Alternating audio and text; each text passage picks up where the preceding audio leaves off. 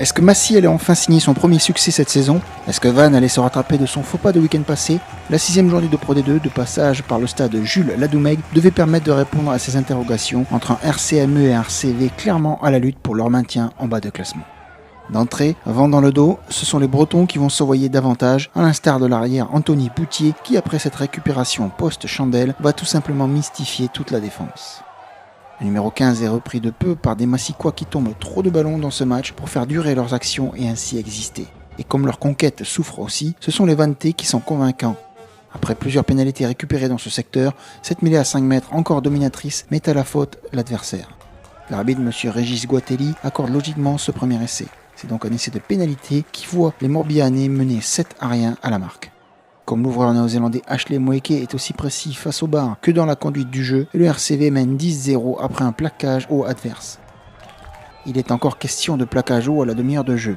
Sauf que celui donné par le capitaine Manoa Vosavai est plus dangereux que le précédent et voit le puissant 3e ligne centre sortir à 10 minutes sur carton jaune.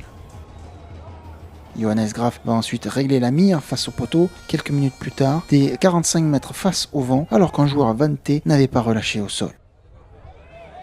Avec ce 10-3 à la pause, les joueurs de Didier Faugeron se disent qu'ils ont peut-être limité la casse avant la mi-temps et alors qu'ils vont profiter du vent dans le dos en suivant.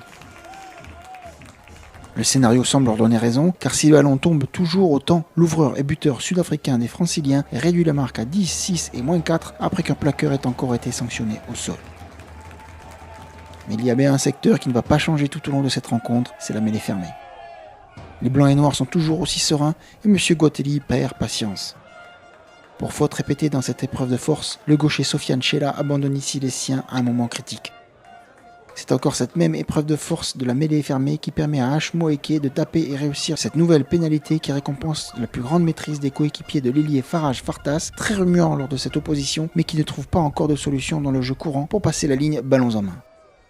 Et le score donc de passer à 13-6 pour les visiteurs tout à leur aise.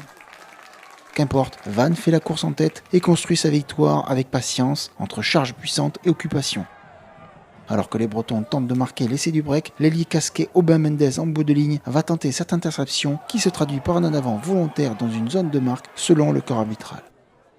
Voilà pourquoi ce carton jaune va être brandi aux 3/4 qui laisse les noirs et bleus non pas à 14 mais bien à 13 contre 15 pour ces instants cruciaux. Logiquement, les Vannetais optent encore pour la mêlée à 5 mètres. Ça sent clairement la balle de match pour les Bretons qui campent dans les 22 mètres adverses. Le 8 de devant va désaxer juste ce qu'il faut et sans défenseur petit côté, Tim Enzel et son ailier Kevin Bly s'amusent en 2 contre 1 vers la gauche.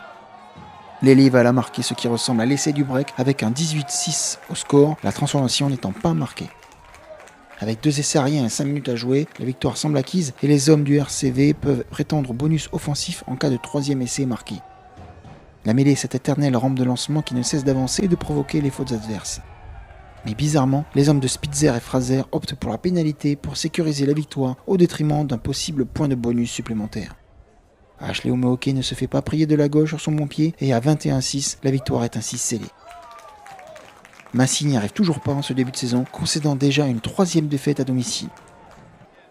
Le RCME commence surtout à prendre du retard au classement et dans une lutte pour le maintien pour lequel Vannes peut souffler après cette importante victoire en déplacement.